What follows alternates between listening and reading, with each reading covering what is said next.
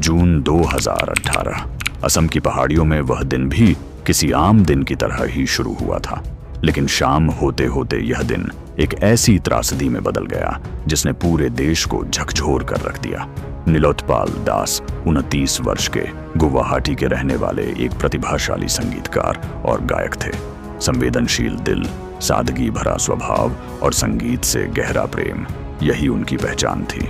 उनके साथ थे अभिजीत नाथ, 30 वर्ष के, गुवाहाटी के ही एक स्वनिर्मित व्यवसायी और पशु प्रेमी, मेहनत से अपनी पहचान बनाने वाले, हंसमुख और मददगार इंसान।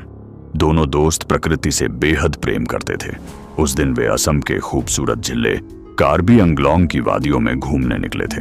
उनका सपना था कि वे प्राकृतिक सौंदर्य को अपने कैमरे में कैद करें और दिन को यादगार बना लें। वे पहुंचे थे मनमोहक कंगथीलांगसो वाटरफॉल पर, जहां बहते पानी की आवाज और हरियाली ने उनका दिल जीत लिया। हंसी, तस्वीरें और दोस्ती के पल, सब कुछ बिल्कुल सही चल रहा था। लेकिन लौटते समय उनकी गाड़ी पानीजुरी गांव की ओर मुड़ गई। रास्ता भटक जाने पर उन्होंने सोचा, क्यों न स्थानीय लोगों से रास्ता पूछ लिया जाए। उन्हें क्या पता था कि उस समय गांव में डर का साया फैला हुआ था।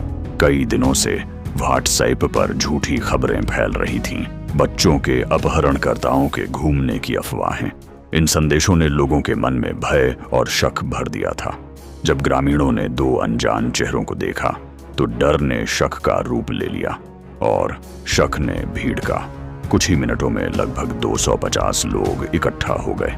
नीलोत्पल और अभिजीत बार बार कहते रहे कि वे निर्दोष यात्री हैं, रास्ता भटक गए हैं, लेकिन अफवाहों के शोर में उनकी आवाज दब गई।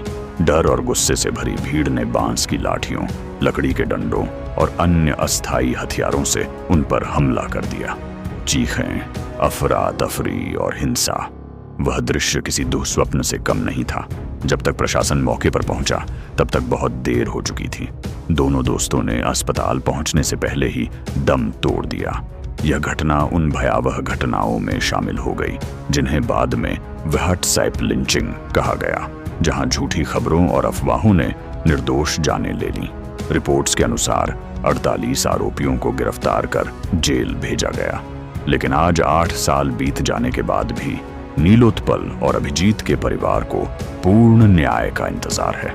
बताया जा रहा है कि नगाउन डिस्ट्रिक्ट एंड सेशंस कोर्ट में फरवरी 2026 के अंत में इस मामले की अंतिम सुनवाई होने वाली है।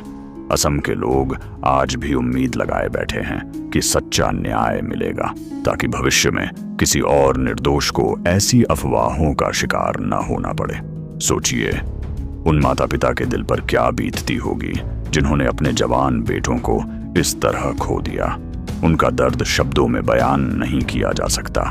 यह कहानी सिर्फ 2 दोस्तों की नहीं है, यह एक चेतावनी है।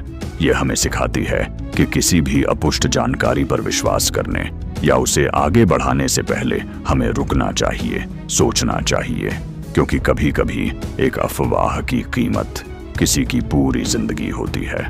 ईश्वर से प्रार्थना है कि दिवंगत आत्माओं को शांति मिले और उनके परिवार को जल्द न्याय प्राप्त हो।